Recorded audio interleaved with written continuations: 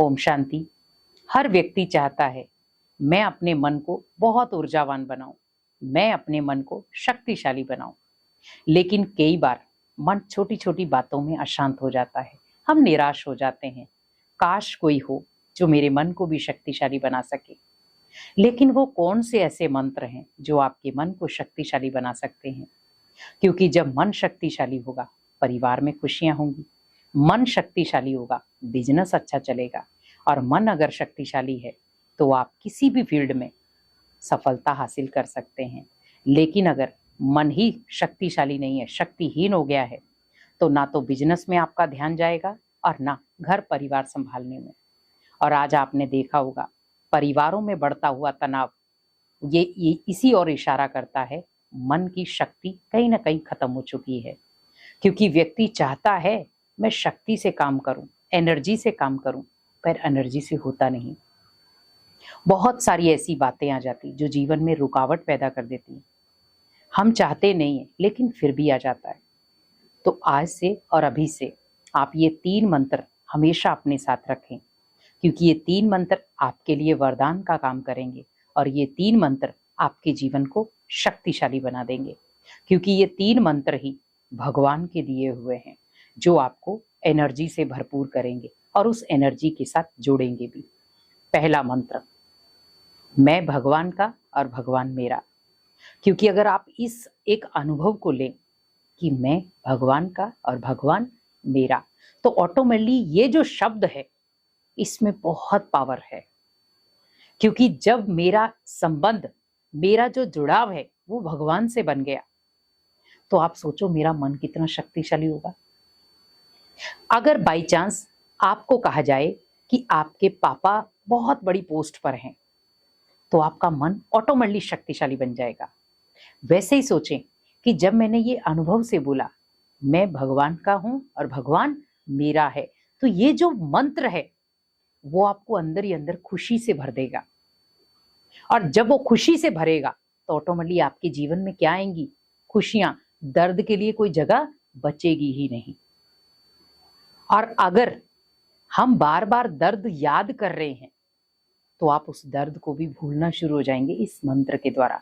जब भी आप कभी लगे मैं अकेला हूं, निराश हूं, कोई मेरा साथ नहीं दे रहा है, तब आप इस मंत्र को याद करें, मैं भगवान का और भगवान मेरा है।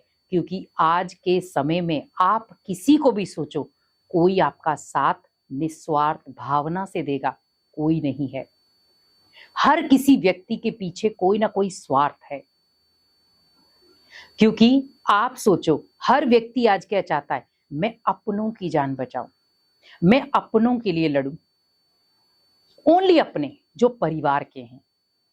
लेकिन जिस आत्मा ने पूरे विश्व को अपना परिवार माना है, आप सोचो उसके स्पोर्ट में स्वयं विश्व पिता आएगा।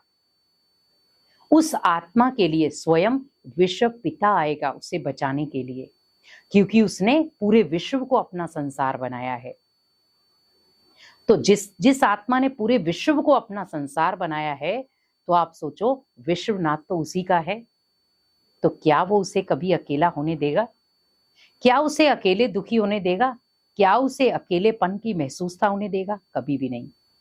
इसीलिए इस मंत्र को हमेशा याद रखो, मैं भगवान का हूं और भगवान हमेशा मेरा है।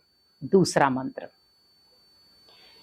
जब भी आप लगे कि मैं कमजोर हो रहा हूं, हिम्मत टूट रही है मेरी, आप याद रखो कि भगवान का वरदानी हाथ मेरे सिर पर है। महसूस करो उसे। जैसे आंखें बंद करो और महसूस करो। जैसे कोई बड़े आपके सिर पर हाथ रख देते हैं, बेटा कोई बात नहीं, हम हैं आपके साथ, तो हमें एक बल मिलता है।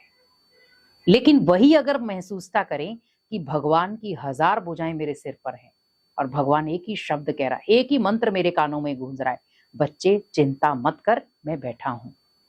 आप सोचो वो बच्चा क्या हिम्मतहीन हो सकता है? क्या वो निराश या दुखी हो सकता है? नहीं। क्योंकि हिम्मत जोड़ने वाला ही उसके पास है, हिम्मत देने वाला ही उसके पास है। क्योंकि कर्मों की चोट हमारी हिम्मत को तोड़ती है, लेकिन भगवान हमारी हिम्मत को जोड़ता है। जब भी आपको लगे कि मैं थोड़ा कमजोर हो रहा हूं, आप भगवान के वो वरदानी हाथ याद रखो कि वो वरदानी हाथ मेरे सिर पर हैं और वो बड़े निश्चिंत अवस्था में वो मंत्र गुजारा है, बच्चे चिंता मत कर, मैं तेरे साथ हूं। तो जब उसने ये शब्द यूज किया, मैं तेरे साथ हूं, तो आप सोचिए आप कितने ताकतवर हैं, आप कितने स्ट्रांग हैं, कितने शक्तिशाली हैं। तो छोटी छोटी बातों में होपलेस होने की तो आपको जरूरत पड़ेगी ही नहीं, क्योंकि जब भगवान हजार भुजाओं से आपकी मदद करने के लिए इस सृष्टि पर आया है, तो आपको कभी वो ना तो निराश होने देगा, ना आपकी हिम्मत को टूटने देगा, क्योंकि वो आपको पावरफुल बनाने ही तो इस सृष्टि पर आया है, कमजोर बनाने नहीं। इसीलिए जब भी आपको लगे मैं कमजोर हो रहा हूँ, हिम्मतहीन हो रहा हूँ, तो भगवान की वो हजार भुजाएं याद कर लें जो आपके लिए हमेशा तत्पर हैं। और तीसरा, अगर कहीं आपको लग रहा है मैं बहुत सारी नेगेटिव बातों का शिकार हो रहा हूं या मेरे मन में बहुत सारी प्रकार के दुख हैं, किसको सुनाएं, तो आप भगवान को अपना पिता बना लें। जैसे एक बच्चा जब अपने पिता के साथ रहता है तो वो बहुत सेफ फील करता है। अगर आपको लग रहा है कोई भी रिलेशन जो बहुत पास का होना चाहिए मेरे पास, जिसमें मैं हर रिलेशन ढूंढ सकता हूं, तो एक पिता ही है, जहां पर दोस्त के रूप में, एक शिक्षक के रूप में, एक पिता के रूप में, गुरु के रूप में आप उसे ले सकते हो। तो ऑटोमेटिकली जब भगवान ही आपका पिता भी बन गया, गुरु भी बन गया, शिक्षक भी बन गया और सहारा भी बन गया और दोस्त भी बन गया, तो हमें किसी रिश्ते की जरूरत नहीं पड़ेगी। तो हमें भगवान को माता पिता, गुरु के रूप में और शिक्षक के रूप में लेना है, क्योंकि जब भगवान ही हमारा माता भी बन गया, पिता भी बन गया, गुरु या शिक्षक भी बन गया, तो हमें और किसी सहारे की जरूरत नहीं।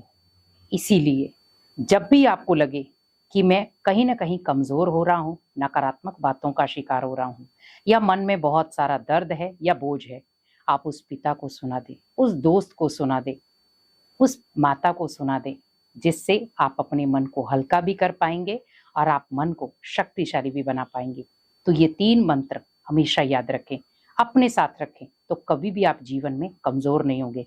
हर परिस्थिति को आप इजीली पार कर पाएंगे। ओम शांति।